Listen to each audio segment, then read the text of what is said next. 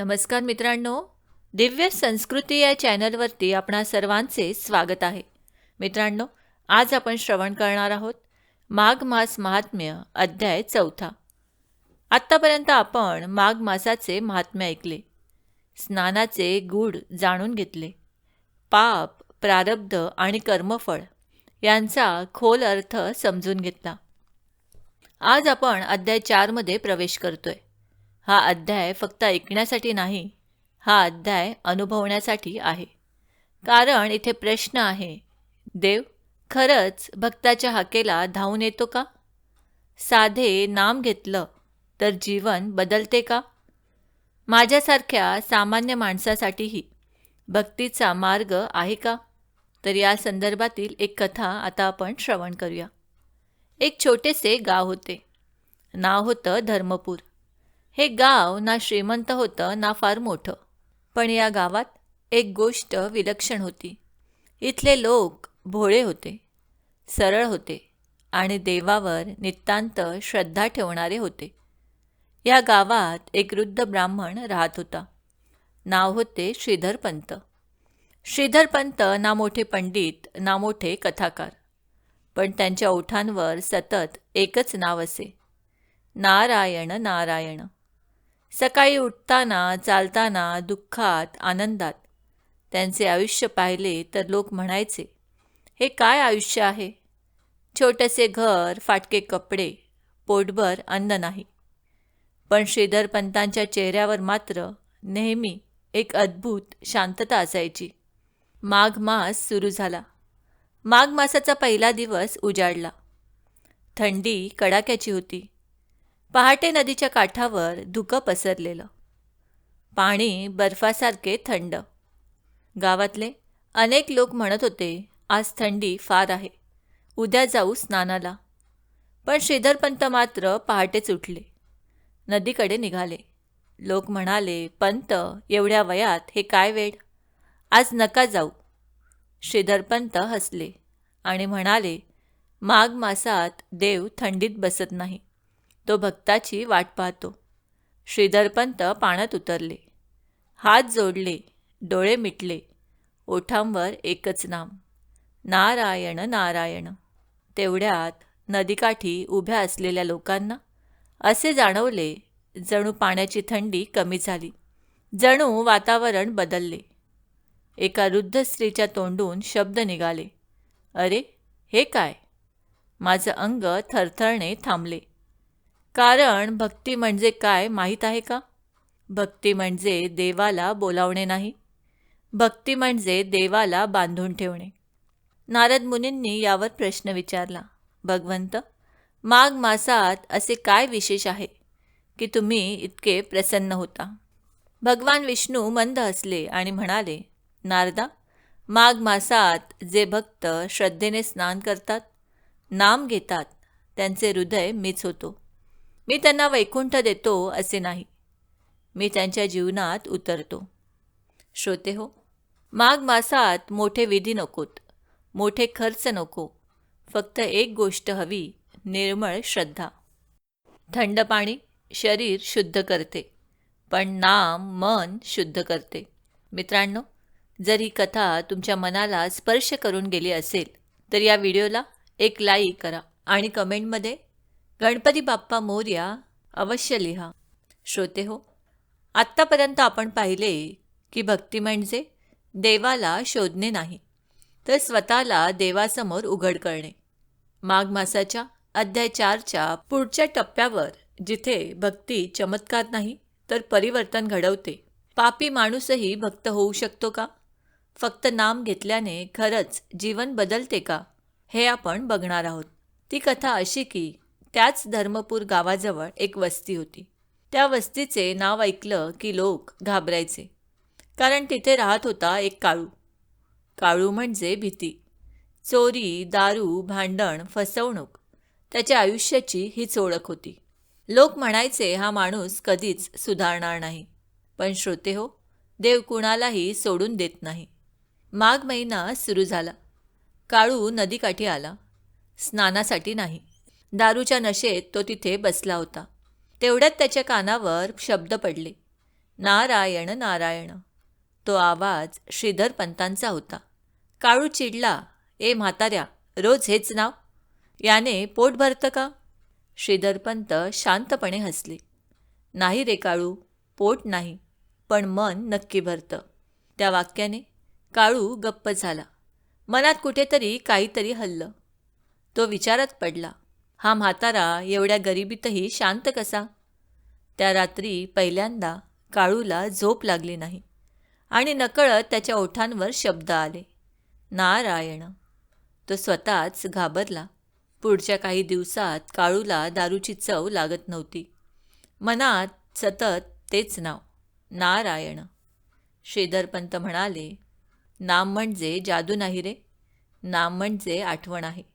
आपण कोण आहोत हे विसरलेल्यांना नाम आठवण करून देतं. यावर काळू श्रीधरपंतांना विचारतो, पाप धुतली जातात कशी? माझी पापं खूप आहेत, देव मला माफ करेल का? यावर श्रीधरपंत म्हणाले, नदीत उतरल्यावर पाणी विचारत नाही की तुझी चूक किती मोठी होती. नामही तसेच आहे. काळूने माघ महिन्यात पहिल्यांदा नदीत स्नान केले. शरीर थरथरत होते, पण मन शांत होते. त्या दिवशी त्याने चोरी केली नाही, दारूला हात लावला नाही. हाच खरा चमत्कार होता. हे सगळं बघितल्यावर नारद विचारतात, भगवंत, हा माणूस खरंच बदलला का? विष्णू म्हणतात, नारदा, देव माणसाचा भूतकाळ पाहत नाही, तो आजचे पाऊल पाहतो. तर श्रोते हो, आत्तापर्यंत आपण बघितलं, भक्ती पवित्र माणसांसाठी नाही, भक्ती बदलायला तयार असणाऱ्यांसाठी आहे. नाम हळूहळू मन स्वच्छ करते आणि माघ मास ही त्या स्वच्छतेची सुरुवात आहे.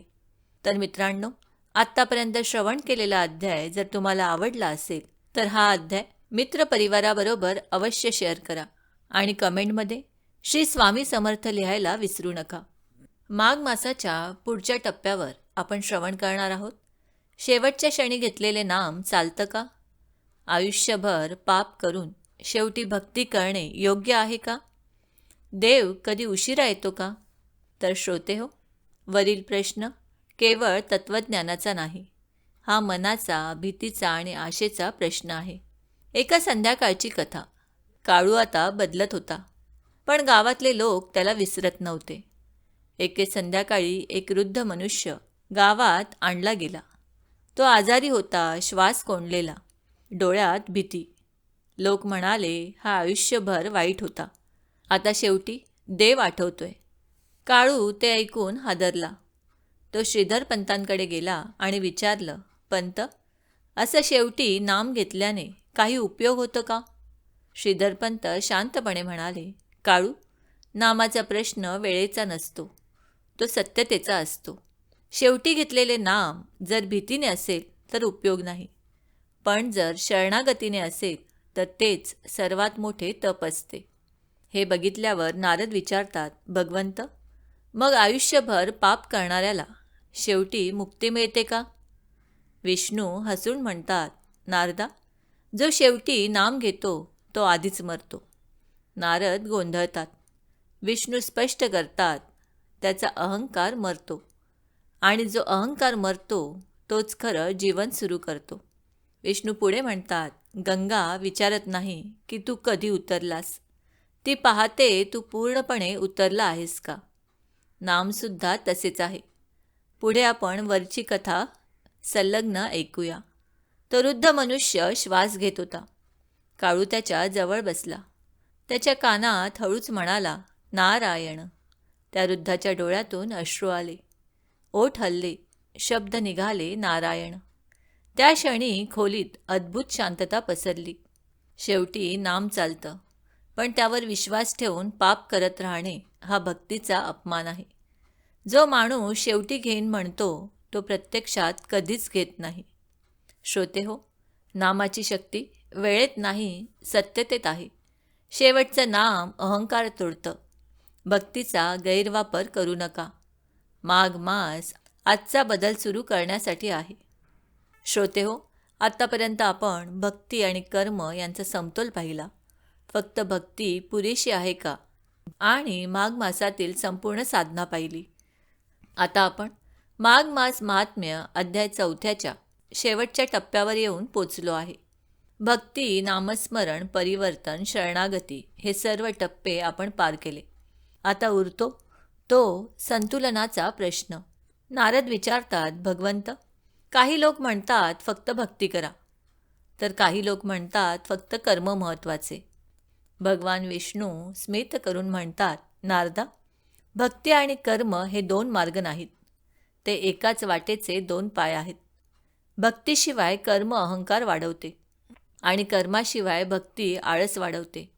श्रोते हो, ही फार महत्त्वाची ओळ आहे. विष्णू सांगतात, माघ मास म्हणजे देवाकडे जाण्याचा काळ नाही, स्वतःकडे परत येण्याचा काळ आहे.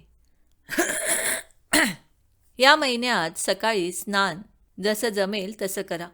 थोडंसं नामस्मरण, थोडेसे दान आणि थोडंसं संयमाचं जीवन, हेच पुरेसे आहे. याची कथा अशी की एक तरुण होता, माधव. तो म्हणायचा, मी फक्त भक्ती करतो, कामधंदा सगळं देव पाहित. तो आळशी झाला, जबाबदाऱ्या टाळू लागला. एके दिवशी स्वप्नात त्याला विष्णू दिसले. भगवान म्हणाले, माधवा, मी तुझं ओझं उचलायला तयार आहे, पण तू चालायला तरी लाग. त्या वाक्याने माधव जागा झाला. पुढे तो प्रामाणिक मेहनत करू लागला आणि प्रत्येक काम करताना नाम घेत राहिला. तेव्हाच त्याचे जीवन बदलले. विष्णू नारदांना सांगतात, भक्तीची कसोटी मंदिरात नाही, ती संसारात आहे. जो माणूस काम करतानाही करुणा, प्रामाणिकपणा आणि संयम ठेवतो, तोच खरा भक्त. श्रोते हो, माघ मास अध्याय 4चा अंतिम बोध असा की भक्ती आणि कर्म एकमेकांविरोधी नाहीत. माघ मास साधेपणाची साधना शिकवतो. देव बदलत नाही, आपण बदलतो, आणि बदललेलं जीवन हीच खरी पूजा. याच भावनेत अध्याय 4 पूर्ण होतो. श्री गुरुदेव दत्त. ओम नमो भगवते वासुदेवाय नमः.